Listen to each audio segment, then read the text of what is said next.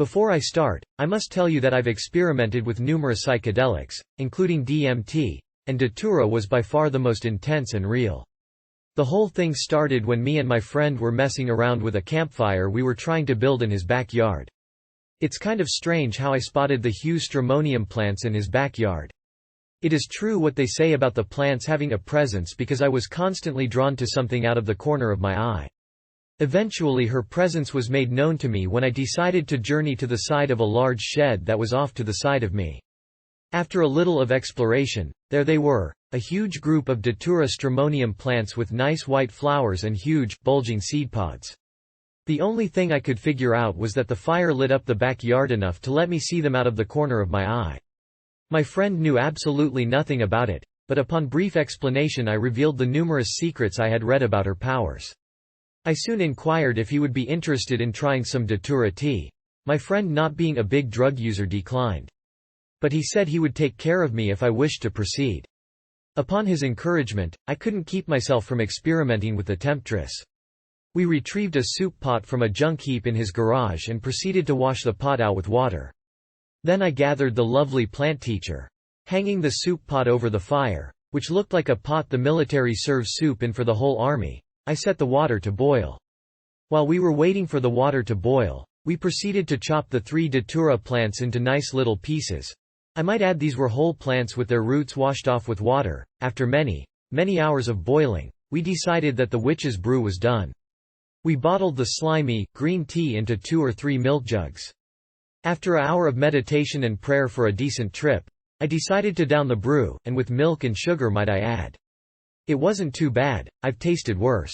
I would say after about 1 hour I started to get extremely hot, and had to stay away from the fire because for one the brightness was bothering my eyes, and the heat it threw off was unbearable. By now it was morning, but we were the only ones around, so my friend didn't panic, but I did because I was starting to trip extremely hard. I couldn't for the life of me remember if I had drank 2 cups or 3. To this day I have no idea, my friend says closer to 3. I wasn't talking to him much though. He had become an evil witch with trolls circling her legs that had cast an evil spell on me. I started ranting and raving about how damn evil he was, and how he couldn't have my soul. For the next couple of hours I was basically switching realities and journeying. Went to Mars, and talked to Marvin the Martian. Whenever I came back to non-Datura reality I was having the common problem that always happens on Datura trips. I was trying to light a cigarette but never could. I only had matches and they kept on wriggling around like snakes. This freaked me out extremely, and I quickly dropped the matches and ran for my life. I ran into his barn. He lived on a farm. That was a big mistake. When I finally got the light on after about 20 minutes of fumbling around for the switch, which I had turned on hundreds of times, I saw her, or them I should say. In the rafters of the barn there were 6 Datura plants that had women's hair but beetle faces, that were reaching down from the top with tentacles trying to grab me. Soon after that vision, my friend, the good friend that he is, entered the barn to keep an eye on me. He said I was going on how he was working together with the plants in the rafters, and they all were trying to get me. The rest of the trip is so hard to remember, but I had the same match wriggling around experience numerous times after that.